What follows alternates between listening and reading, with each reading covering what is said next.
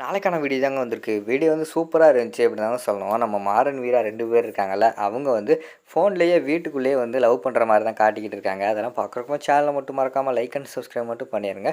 First எடுத்தோடனே வந்து நம்ம மாறன் வந்து வழக்கம் போல் வந்து பாயை விரித்து கீழே படுத்து கிடக்காரு.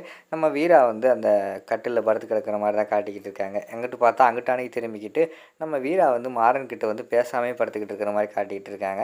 என்ன பண்ணலாம் இவன் நம்மக்கிட்ட வந்து மூஞ்சி கொடுத்து கூட பேச மாட்டேக்காளே அப்படின்னு சொல்லிட்டு கொஞ்சம் நேரம் வந்து மாறன் யோசிச்சுக்கிட்டே இருக்காரு. சரி எஸ்எம்எஸ் எடுப்போம், எஸ்எம்எஸ் பண்ணுவோம் அப்படின்னு சொல்லிட்டு வாட்ஸ்அப்பில் வந்து மொபைல்லேருந்து எஸ்எம்எஸ் பண்ணிக்கிட்டே இருக்காரு. நம்ம வீரா வந்து அதை பார்த்துட்டு கண்டுக்காத மாதிரி அமைதியாகவே இருக்கிற மாதிரி காட்டிக்கிட்டு இருக்காங்க. ஓ என்ன பார்த்துட்டு அமைதியாக இருக்க அப்படின்னு சொல்லிட்டு திருப்பி திருப்பி வந்து எஸ்எம்எஸ்ஸாக நிறைய அனுப்பிக்கிட்டே இருக்காரு. இப்போ உனக்கு என்ன வேணும், எதுக்கு தேவையில்லாமல் வந்து எஸ்எம்எஸ் பண்ணிக்கிட்டு இருக்க அப்படிங்கிற மாதிரி கேட்காங்க.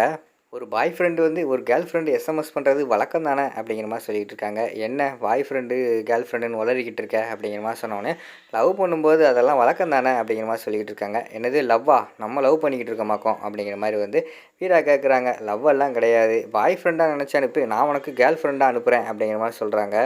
என்ன பாய் ஃப்ரெண்டு கேர்ள் ஃப்ரெண்டு அப்படின்னு சொல்லிட்டு உளறிக்கிட்டு இருக்க அப்படிங்கிற மாதிரி சொல்கிறாங்க. ஆமாம், நான் ஒரு பாயில், நீ எனக்கு ஃப்ரெண்டு, அப்போனா பாய் ஃப்ரெண்ட் நம்ம 2 பேர். நீ வந்து கேர்ளு, நான் உனக்கு ஃப்ரெண்டு, நான் பையன், அதனால் வந்து நீ உனக்கு கேர்ள் ஃப்ரெண்ட் அப்படிங்கிற மாதிரி சொல்லிட்டு என்னத்தை உளறிக்கிட்டு இருக்காரு. என்ன இப்போ எதுக்கு உளறிக்கிட்டு இருக்க, எதுக்கு தேவையில்லாமல் இப்படிலாம் பேசிக்கிட்டு இருக்க அப்படிங்கிற மாதிரி சொல்கிறாங்க. ஹலோ மேடம், ஒழுங்காக எஸ்எம்எஸ் பண்ணுங்க அப்படிங்கிற மாதிரி சொல்லிகிட்டு இருக்காங்க. அதெல்லாம் என்னால் பண்ண முடியாது, உன் இஷ்டத்துக்கெல்லாம் பண்ணிக்கிட்டு இருக்க முடியாது அப்படிங்கிற மாதிரி சொல்கிறாங்க.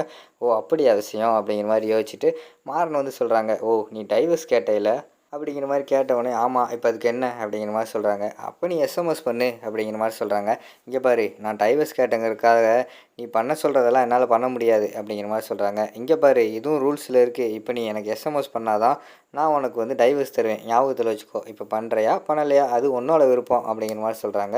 ஓ அப்படியா, சரி பண்ணி தொலைகிறேன் அப்படின்னு சொல்லிட்டு 2 பேருமே நார்மலாக எஸ்எம்எஸ் பண்ணிகிட்டு இருக்கிற மாதிரி காட்டுறாங்க. டக்குன்னு பார்த்தா நம்ம மாறன் வந்து ஹார்ட்டின் படம் போட்டு அனுப்பி வச்சிடுறாரு. உடனே திரும்பி பார்க்காங்க.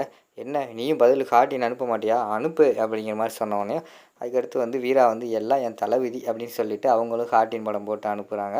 அதுக்கடுத்து கொஞ்சம் நேரம் கழித்து பார்த்தா, சரி உன் ஃபோட்டோ ஒன்று அனுப்பு அப்படின்னு சொல்லிட்டு நம்ம மாறன் வந்து அந்த இடத்துல எஸ்எம்எஸ் பண்ணுற மாதிரி தான் காட்டிக்கிட்டு இருக்காங்க. டக்குன்னு கோவத்தில் வந்து இங்கிட்டு திரும்பி முறைச்சி பார்த்துக்கிட்டு இருக்காங்க.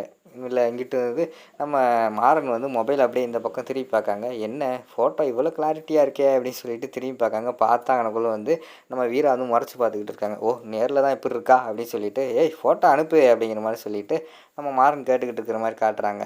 இங்கே பாரு, நான் உனக்கு பாவம் சொல்லிவிட்டு நீ கேட்குறேன்னு சொல்லிட்டு எஸ்எம்எஸ் எல்லாம் பண்ணிக்கிட்டு இருக்கேன், ஆனால் நீ அளவுக்கு மீறி போய்கிட்டு இருக்க, இதெல்லாம் சரிப்பட்டு வராது, நான் ஒன்றுமே எஸ்எம்எஸ் பண்ண மாட்டேன் அப்படின்னு சொல்லிட்டு கோவப்பட்டுட்டு வீரா வந்து அந்த மொபைலை வந்து வச்சிருக்கிற மாதிரி தான் காட்டிக்கிட்டு இருக்காங்க. அதோட பார்த்துக்கிட்டிங்கன்னா அந்த எபிசோடு வந்து முடிச்சிடுறாங்க.